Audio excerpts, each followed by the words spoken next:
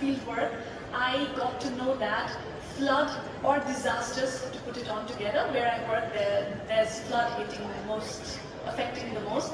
So flood I've witnessed that flood is one of the major triggers of children dropping out of school. So to begin with the map, it's the bordering district of India in province number 2.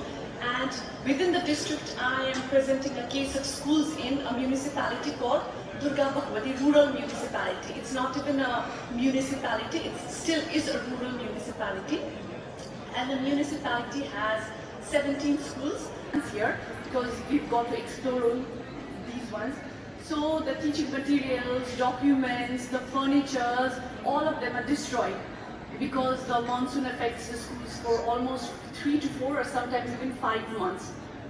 And sometimes the playground and the buildings are also damaged, and school needs to be closed for a longer period of time. It's not that once the monsoon is settled, the schools can reopen and start as earlier.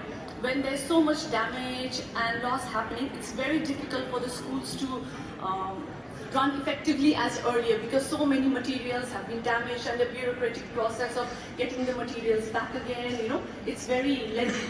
We have able to track down 525 students who had dropped out and their community, and we have also been able to identify villages